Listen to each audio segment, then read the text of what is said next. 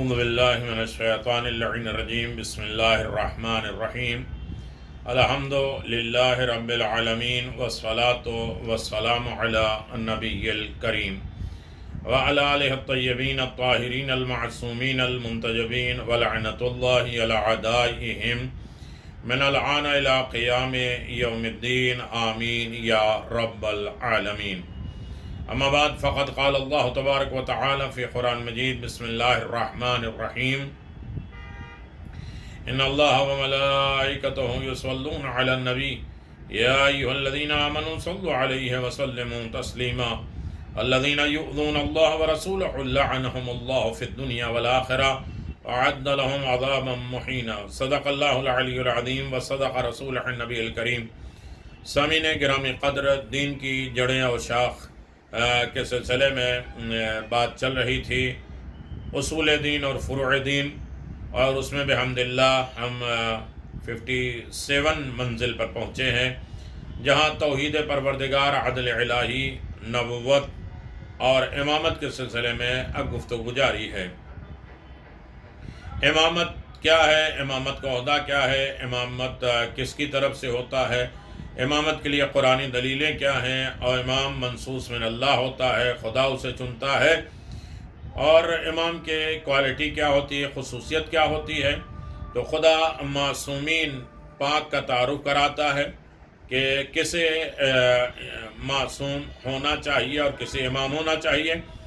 آیت تطہیر میں اللہ تبارک و تعالیٰ یہ اعلان فرماتا ہے، ہم جانتے ہیں کہ قرآن مجید کے نقطہ نظر سے اس شخص کو منصب امامت مل سکتا ہے جو تمام گناہوں سے پاک ہو، اور خداوند عالم امامت کے لیے معصوم کو معین کرتا ہے. قرآن نے معصوم ائمہ کا تعارف اس طرح کرایا ہے. آیت تطہیر انما یرید اللہ لیذھب عنکم الرجس اہل البیت ویطہرکم تطہیرا. سورہ احزاب آیت نمبر 33. خدا کا بس یہی ارادہ ہے کہ آپ اہل بیت کو ہر گناہ، ہر رجس سے اس طرح پاک رکھے جیسا کہ حق ہے. آیت تطہیر ام المؤمنین ام سلمہ کے گھر نازل ہوئی ہے.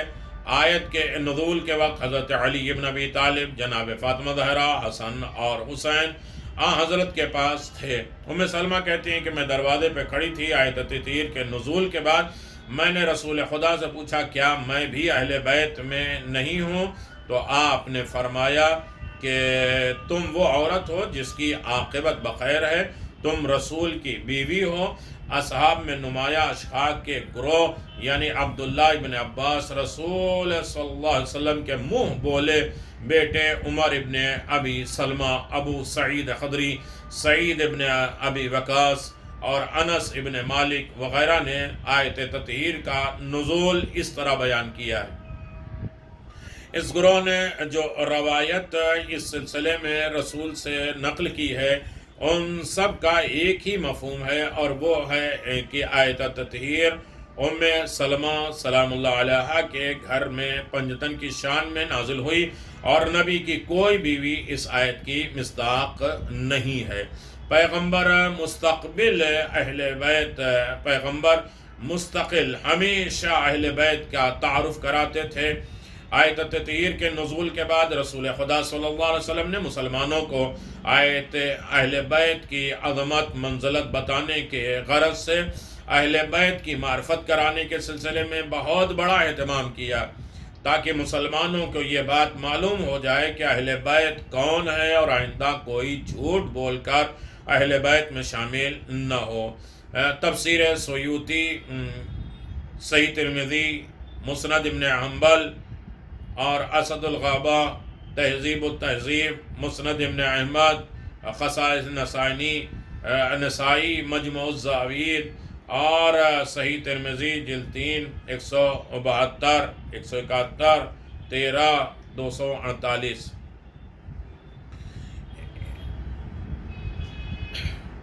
یہ اس لیے کئی ماہ تک ہر روز نماز صبح کے لیے تشریف لے جاتے تھے رسول خدا، اور وقت حضرت علی بن ابی طالب کے دروازے پر جا کے فرماتے تھے السلام علیکم یا اہل بیت نوا انما یرید اللہ لیذھب عنکم الرجس اہل البیت ویطہرکم تطہیرا، سلام ہو تم پر اے اہل بیت، خدا کا بس یہ ارادہ ہے کہ وہ خاندان نبوت سے ہر قسم کے رجس کو دور رکھے اور ہر طرح سے پاک رکھے۔ رسول خدا کا یہ عمل اصحاب کے ایک گروہ نے دیکھا اور ان میں سے بہت اصحاب نے اہل بیت کے تعارف کے سلسلے میں رسول صلی اللہ علیہ وسلم کے اس عمل کو بیان کیا ہے۔ عبداللہ ابن عباس کہتے ہیں کہ میں نے 9 ماہ تک رسول خدا صلی اللہ علیہ وسلم کے اس عمل کو دیکھا۔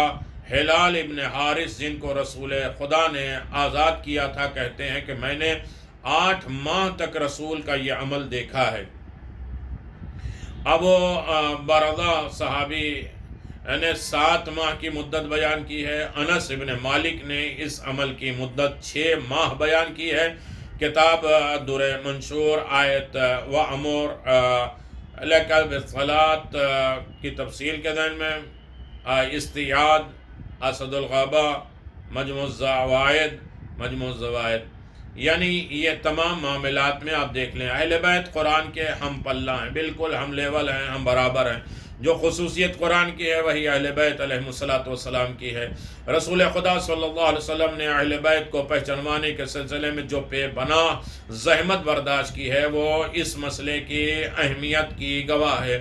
جب بھی کوئی مناسب موقع ہاتھ آتا تھا پیغمبر اہل بیت کی عظمت منزلت کو بیان فرماتے تھے اور ائمہ اہل بیت کی امامت کو بیان فرماتے تھے۔ اس سلسلے میں روایت میں کہ بعض کلی طور پر 12 ائمہ کے سلسلے میں وارد ہوئی ہیں اور بعض میں ہر ایک امام کا نام مشخصات بھی موجود ہے۔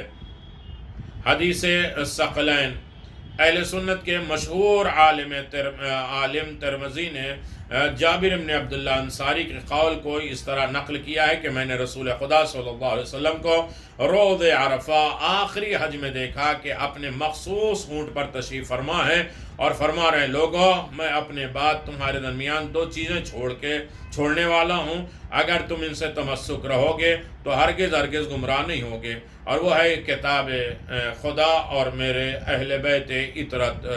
صحیح ترمذی جلد نمبر 13 باب مناقب اہل بیت کنز العمال جلد نمبر 1 صفحہ نمبر 48۔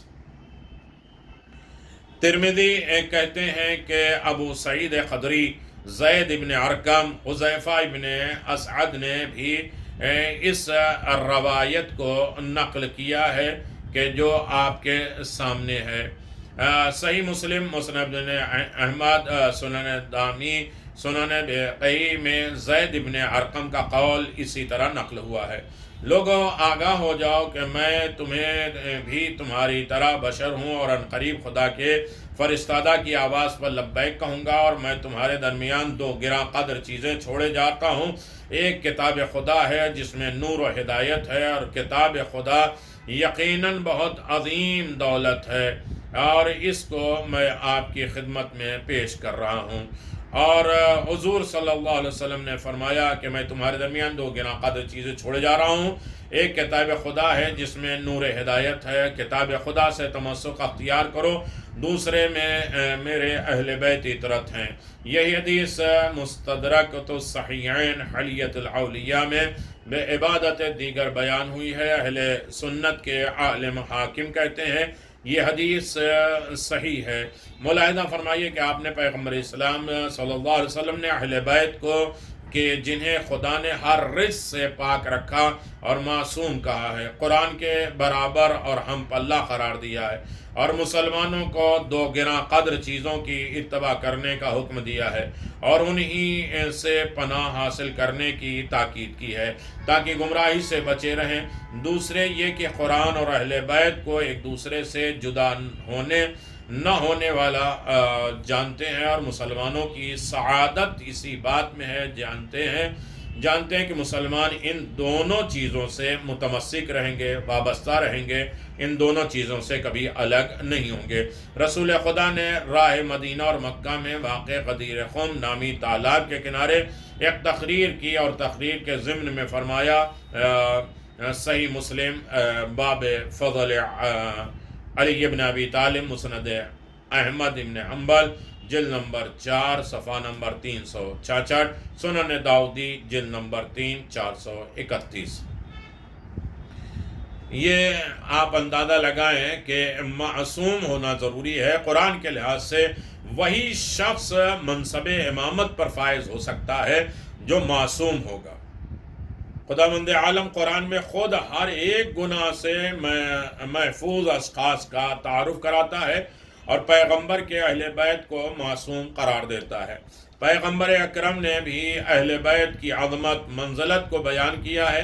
پیغمبر کی نظر میں قرآن اور اہل بیت برابر ہیں اور ہرگز ایک دوسرے سے جدا نہ ہوں گے۔ نیز مسلمانوں کی سعادت پیغمبر کی انہی گراں قدر یادگاروں میں چھپی ہوئی ہے۔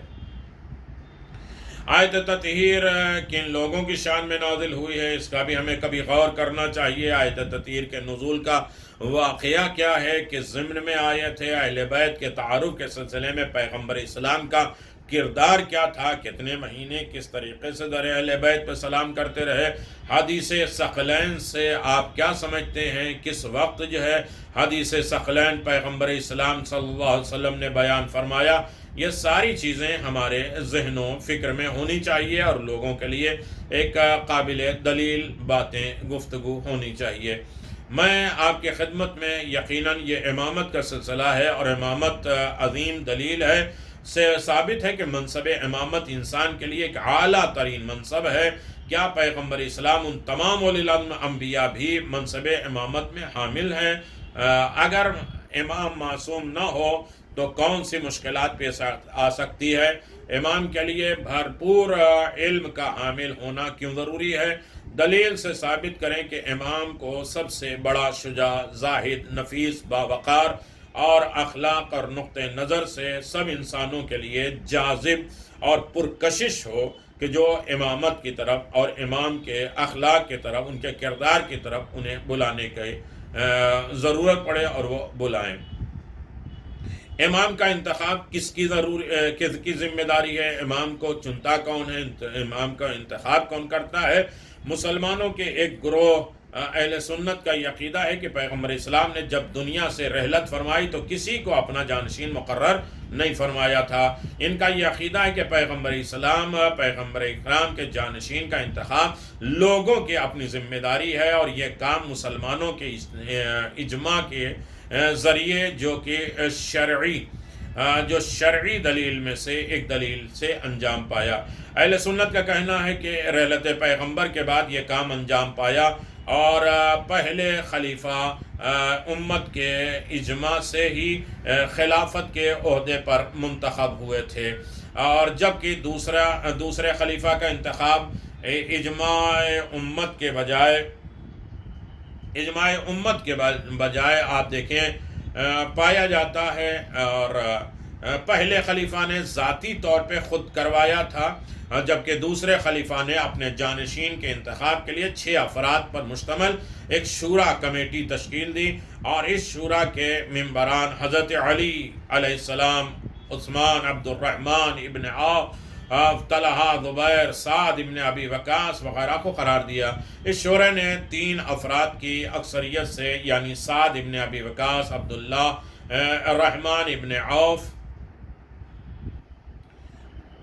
طلحہ، عثمان کے لیے اپنی رائے دی، جبکہ دوسرے خلیفہ نے یہ صراحت کر دی تھی کہ اگر 3 آدمی ایک طرف اور 3 آدمی دوسری طرف ہوں تو جس طرف عبد الرحمن ابن عوف عثمان کے داماد رہیں گے اسی رائے کو تسلیم کی جائے گی۔ عثمان کے خلافت کے آخری دور میں مختلف وجوہات کی بنا پر مسلمانوں نے ان کے خلاف بغاوت کی، اور اس کے پہلے کہ وہ اپنے جانشین کا انتخاب کر پاتے یا اس کا تقرر کسی شورا کے ذریعے کرواتے، ان کو قتل کرا دیا۔ اس وقت تمام مسلمان حضرت علی ابن ابی طالب علیہ السلام کی طرف بڑھے۔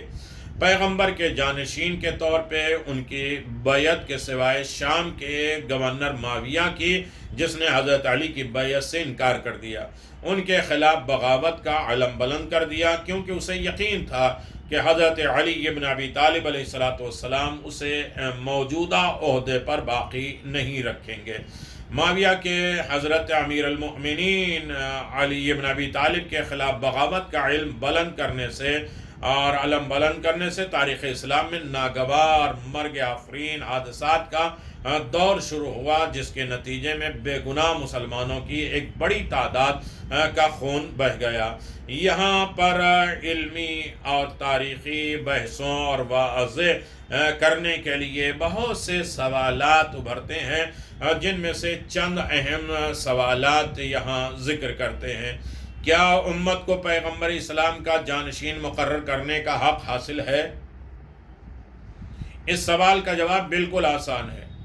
اگر امامت سے مراد مسلمانوں کی ظاہری حکومت ہے تو اسے حاکم کا انتخاب عوام کی رائے سے کرنا زمانے کے مروجہ دستور کے عین مطابق ہے۔ لیکن اگر امامت کو ہم اس معنی میں لیں کہ جس کی وضاحت ہم پہلے قرآن مجید کی آیات کی روشنی میں کر چکے ہیں، تو ہمیں معلوم ہے کہ بلا شک و شبہ ایسے امام اور خلیفہ کو خدا یا اس کے رسول بھی الہام الہی کے بعد، حکم الہی کے بعد کے علاوہ کوئی بھی، یعنی خدا کے علاوہ یہ رشتہ، یہ منصب کوئی کسی کو نہیں دے سکتا، معین انتخاب نہیں کر سکتا، کیونکہ ہم پہلے وعدے کر چکے ہیں کہ امامت کی شرائط میں سے ایک شرط یہ ہے کہ امام کو اسلام کے تمام اصول اور فروع کا مکمل علم ہونا چاہیے، ایسا علم کہ جس کا سرچشمہ، منبع، اصل علم الہی ہو، ایسا علم جو خدا سے شروع ہوا ہو اور خدا ہی کی طرف آیا ہو، اور علم پیغمبر ہوتا ہے کہ وہ شریعت اسلام کی مکمل حفاظت کر سکتے ہیں۔ امام کے لیے دوسری شرط یہ ہے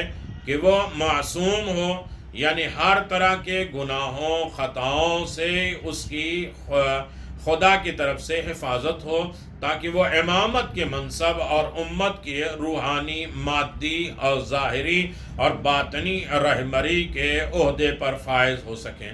اور اسی طرح امام کے لیے یہ بھی ضروری ہے کہ اس میں زہد اور تقوی اور پرہیزگاری اور بزرگی کی خصوصیت بھی بدرجہ اتم موجود ہوں، جو کہ اس عہدے کے لیے نہایت ضروری ہیں۔ یہ بات تسلیم شدہ ہے کہ ان شرائط کی موجودگی کی تشخیص، پہچاننا خدا اور پیغمبر کے علاوہ کسی کے لیے بھی ممکن نہیں ہے۔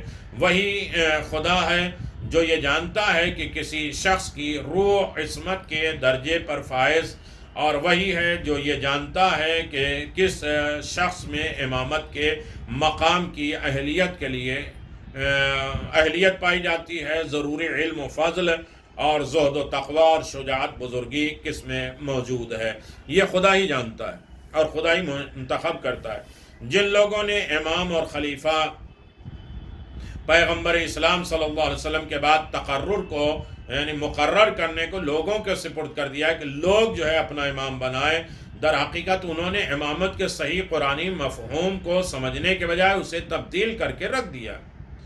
امامت قرآن کے نظریے سے کیا ہے اس کو غور کرنا چاہیے، اس کو سوچنا چاہیے کہ امامت کس کو دیتا ہے خدا، اس میں کیا کوالٹی ہو، کیا خصوصیت ہو، اور کس طرح اللہ معین کرتا ہے، یہ سمجھنے کی بات ہے۔ دنیا نے کہا نہیں، پیغمبر کے بعد انسان کے ہاتھ میں ہے، جسے چاہے وہ منتخب کرے۔ ان کے خیال میں امامت معمول کے مطابق حکمرانی اور دنیاوی کام میں لوگوں کی رہبری کے ہیں، جبکہ امامت عہدہ پروردگار منصب الہی ہے، جس طرح نبوت ہے اور جس طرح رسالت ہے، اولی العزم پیغمبر ہے، خاتم المرسلین خدا کی طرف سے، اسی طرح امامت بھی خدا کی طرف سے۔ امامت ایک حکومت نہیں ہے، دنیاوی کام میں نہیں ہے، لوگوں کی رہبری اس اعتبار سے نہیں ہے، نظام تک محدود ہے، دنیا تک کے نظام کے محدود نہیں ہے۔ وگرنہ امامت کے لیے کسی شخص میں ضروری شرائط کی مکمل اور جامع تشکیل صرف خدا کے ذریعے سے ہی ممکن ہے، اور صرف وہی ذات ہے جو ان صفات سے باخبر ہے۔ یہ امامت کے لیے کسی کا انتخاب بالکل اسی طرح ہے جیسے پیغمبر کا انتخاب لوگوں کی رائے سے نہیں کیا جا سکتا، جبکہ ضروری ہے کہ پیغمبر کا انتخاب خداوند عالم کی طرف سے ہو اور معجزات کے ذریعے سے ہو، اس کی پہچان کرائی جائے، اور اس طرح پیغمبر میں پائی جانے والی ضروری صفات کی تشخیص بھی صرف خدا ہی کر سکتا ہے۔ نمبر 2، کیا پیغمبر نے اپنے جانشین مقرر نہیں فرمائے؟ بلا شک و تردید شریعت اسلامی عالمی ہمیشہ باقی رہنے والا قانون ہے، اور قرآن مجید کے متعدد آیات صراحت سے اس بات کو بیان کرتی ہیں کہ یہ قانون کسی خاص زمانے یا کسی معین جگہ کے لیے ہرگز نہیں ہے، اور یہ بھی حقیقت ہے کہ پیغمبر اسلام کی وفات کے زمانے تک یہ الہی آسمانی قانون جزیرہ عرب سے باہر نہیں پہنچا تھا۔ دوسری طرف پیغمبر کے اعلان نبوت کے بعد کی زندگی مبارک کے 13 برس مکے میں شرک اور بت پرستی سے مقابلہ کرنے میں گزر گئے، جبکہ مدنی زندگی کے 10 برس کہ جس کا آغاز ہجرت کے وقت سے ہوا اور جو اسلام کے پھلنے پھولنے کا زمانہ تھا، وہ بھی زیادہ تر دشمنان اسلام کی طرف سے مسلط کردہ جنگوں اور غزوات کے نظر ہو گئے۔ اگرچہ پیغمبر اسلام اپنے رات دن اسلامی مسائل کی تبلیغ و تعلیم میں خرچ کرتے تھے اور اسلام کے تمام شعبوں کی ترویج میں مصروف رہتے تھے، لیکن اس کے باوجود اسلام کی بیشتر مسائل کی مکمل تشریح کے لیے زیادہ وقت کی ضرورت تھی، لہذا ضروری تھا کہ پیغمبر کی رحلت کے بعد انہی جیسے کوئی شخص اس ذمہ داری کا بوجھ اٹھائے اور جو اس تمام شریعت کی حفاظت کرے اور لوگوں تک، نسلوں تک یہ دین پہنچائے۔ ان تمام باتوں سے قطع نظر کسی مکتب کے لیے آئندہ پیش آنے والے حالات کی پیشگوئی اور ان کی پائیداری اور اسے ہمیشہ باقی رکھنے کے لیے تمام وسائل کی فراہمی ایسے اہم ترین مسائل ہیں جن کے بارے میں ہمیشہ ایک رہبر فکر مند رہتا ہے، کبھی بھی اس بات کے لیے تیار نہیں ہوتا کہ اس اہم بنیادی مسئلے کو فراموش کر دیا جائے۔ اتنی محنت سے یہ دین پہنچایا ہے اور میرے بعد یہ لاوارث رہ جائے، ایسا پیغمبر اسلام نے کبھی نہیں سوچا اور کوئی بھی نہیں سوچ سکتا۔ ان تمام باتوں کے علاوہ پیغمبر اسلام نے اپنی زندگی کے معمول مسائل کے لیے احکامات دیے تھے، تو کیا مسلمانوں کے اس اہم ترین مسئلے خلافت اور رہبری اور امامت کے لیے کسی منصوبہ بندی کی ضرورت نہ تھی؟ ان تینوں وجوہات کا مجموعہ اس بات پر روشن دلیل ہے کہ پیغمبر نے یقیناً اپنے جانشین کو مقرر معین فرمایا تھا۔ اگر توفیق الہی شامل حال رہی اس سلسلے میں تو اسلام کی ان مسلم روایات کا ذکر کریں گے جو اس منطقی حقیقت کو زیادہ روشن کر سکیں گی۔ پیغمبر اپنی زندگی میں ہی اس اہم مسئلے سے ہرگز غافل نہیں رہے، اگرچہ آپ کی رحلت کے بعد بعض مخصوص سیاسی تحریکوں نے اس بات کی انتہائی کوشش کی کہ لوگوں کے اذہان اور ذہن میں یہ بات ڈال دیا جائے کہ پیغمبر نے اپنا جانشین مقرر نہیں کیا ہے۔ کیا اس بات پر یقین کیا جا سکتا ہے کہ رسول خدا مدینے سے چند روز کے لیے جب غزوات یعنی مثلا غزوہ تبوک کے لیے جا رہے تھے تو مدینہ خالی نہیں چھوڑا ہے اور اس میں کسی کو اپنا جانشین مقرر فرمایا ہے جو علی ابن ابی طالب ہیں؟ لیکن اسی طرح بیان کیا کہ جس طرح موسیٰ گئے تھے تو ہارون کو چھوڑ کے گئے تھے، اسی طرح میں جا رہا ہوں۔ یہ حدیث منزلت ہے جو میں نے کل آپ کی خدمت میں پیش کی۔ اور اسی طرح رسول خدا نے اپنی رحلت کے بعد والے طویل زمانے کے لیے بھی کہ کسی بھی اپنا جانشین مقرر نہیں فرمائی، یہ ہو ہی نہیں سکتا۔ اور نہ صرف امت کو اختلاف اور پریشانی کے انبوہ میں یوں ہی چھوڑ دیا، بلکہ اسلام کی بقا کے لیے ہدایت کا بھی کوئی مکمل انتظام نہیں کیا۔ ایسا ہو سکتا ہے؟ نہیں۔ بلا شک و شبہ اگر رسول اپنے جانشین کو معین نہ فرماتے تو اپنے قدموں پہ تازہ کھڑے ہونے والے اسلام کے لیے شدید خطرات لاحق ہوتے، اور عقل و منطق کے روح سے کسی ایسے فعل کی جس سے اسلام کو خطرات لاحق ہو پیغمبر اسلام ہرگز ہرگز اسے انجام نہیں دے سکتے۔ وہ لوگ جو اس بات کے مدعی ہیں کہ یہ کام امت کے سپرد کر دیا گیا ہے، کم از کم کوئی ایک دلیل تو ایسی پیش کریں کہ پیغمبر نے اس بات کی صراحت کر دی ہے کہ یہ امت کا کام ہے۔ سچ تو یہ ہے کہ ان لوگوں کے پاس اپنی اس بات کو ثابت کرنے کے لیے کوئی دلیل نہیں ہے جسے وہ پیش کر سکیں۔ نمبر 3، اجماع اور شورا۔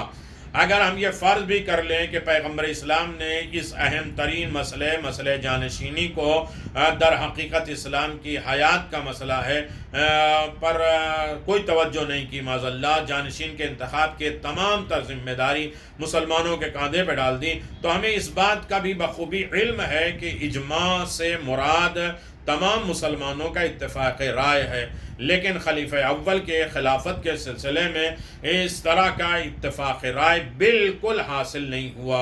مدینے میں موجود صحابہ کے ایک گروہ نے اس بات کا فیصلہ کیا، جبکہ تمام اسلامی شہروں کے لوگوں نے اس فیصلے میں بالکل شرکت نہیں کی، بلکہ مدینے میں موجود حضرت علی بن ابی طالب جلیل القدر صحابی بنی ہاشم کے بڑے بڑے گروہ نے انتخاب میں سرے سے شرکت نہیں کی۔ یہی وجہ ہے کہ اس قسم کا اجماع قطعاً قابل قبول نہیں ہے اور یہ باطل ہے۔ اور اس کے علاوہ اگر انتخاب کا یہی طریقہ صحیح تھا تو پھر خلیفہ اول نے اپنے جانشین کے تقرر کے لیے اس طریقے پر عمل کیوں نہیں کیا اور ذاتی طور پہ اپنے جانشین کو نامزد کیوں کیا؟ اگر ایک شخص کی طرف سے جانشینی کو معین کرنا صحیح اور کافی ہوتا تو پیغمبر جو کہ سب سے افضل تھے اس کام کو انجام دے سکتے تھے۔ اگر خلیفہ اول کی ذاتی رائے سے دوسرے خلیفہ کی بیعت لوگوں کی مشکلات دور کر سکتی ہے تو یہ مسئلہ پیغمبر کے حوالے سے سب سے بہتر آسان ہے۔ ان باتوں کے علاوہ تیسری مشکل خلیفہ سوم کے سلسلے میں پیش آئی، اور وہ یہ کہ خلیفہ دوم نے نہ صرف اس طریقہ انتخاب کو پس پش ڈال دیا جو خلیفہ اول کے تقرر کے وقت اختیار کیا گیا تھا، بلکہ اس سنت کو بھی توڑ دیا جس کے ذریعے خود مسند خلافت سنبھالی تھی۔ یعنی خلیفہ دوم نے نہ تو اجماع پر عمل کیا اور نہ ہی شخصی اور ذاتی نامزدگی کے طریقے پر عمل کیا، بلکہ اس کام کے لیے ایک محدود شورا کو نامزد کیا۔ اصولی طور پر اگر شورا صحیح ہے تو یہ صرف 6 افراد تک محدود کیوں تھی؟ 6 افراد میں سے صرف 3 افراد کی رائے ہی کیوں کافی تھی؟ یہ وہ سوال ہے جو تاریخ اسلام میں ہر محقق کو پیش آتے ہیں۔ ان سوالات کا جواب ہونا اس بات کی واضح دلیل ہے کہ رہبر کے مقرر کیے جانے کے یہ طریقے درست نہیں ہیں۔ نمبر 4، علی بن ابی طالب سب سے افضل تھے۔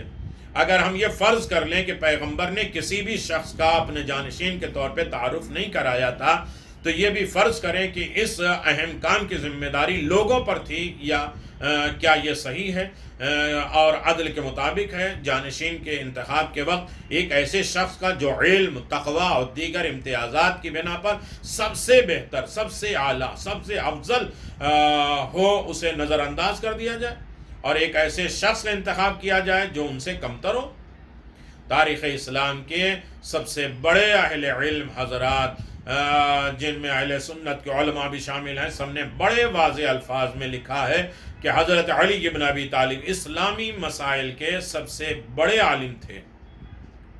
حضرت علی بن ابی طالب سے مروی روایات اور ان کے آثار اور اس حقیقت کے تابندہ ثبوت ہیں۔ تاریخ اسلام اس بات کی ایک گروہ ہے کہ تمام علمی مشکلات میں آپ امت کے لیے ایک پناہ گاہ کی حیثیت رکھتے تھے، یہاں تک کہ اگر لوگ دیگر خلفاء سے مشکل اور پیچیدہ سوال کرتے تھے تو خلفاء ان کے جواب کے لیے حضرت علی کی طرف رجوع کرتے تھے۔ شجاعت اور بزرگی اور زہد و تقوی اور دیگر صفات حسنہ میں آپ لوگوں سے افضل تھے، لہذا اگر یہ فرض کر لیا جائے کہ امامت یا خلیفہ جانشین پیغمبر کے منصب کا انتخاب عوام کو کرنا چاہیے تو حضرت علی سب سے زیادہ اس منصب کے لائق اور شائستہ ہیں۔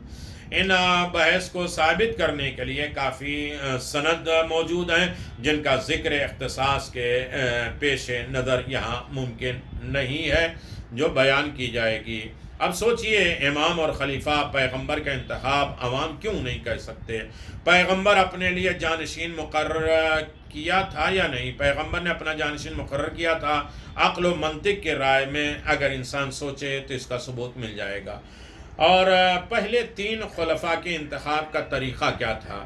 پہلے خلیفہ کو کیسے چنا گیا، پھر پہلے خلیفہ نے دوسرے کو کیسے چنا، اور پھر دوسرے نے تیسرے کو کیسا انتخاب کیا، اس بات پہ ساری چیزیں واضح ہو جائیں گی۔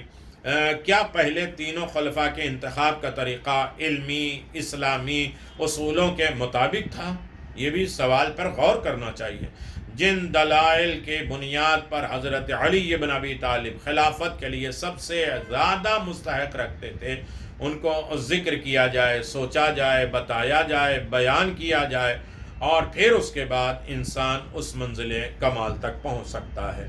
یقیناً گفتگو جاری و ساری ہے، اس کے بعد قرآن اور امامت، اس کے بعد پھر آگے انشاءاللہ آپ حضرات کی خدمت میں محمد کے سلسلے میں گفتگو ہوتی رہے گی۔ وآخر دعوانا الحمدللہ رب العالمین، وصلی اللہ علی نبی الکریم وعلی آلہ الطیبین الطاہرین المعصومین المنتجبین ولعنت اللہ علی اعدائہم من الآن الى قیام یوم الدین، آمین یا رب العالمین۔ صدق اللہ العلی العظیم وصدق رسولہ النبی الکریم۔ ائمہ معصومین 12 ہیں جو منصوص من اللہ ہیں خدا کی طرف سے۔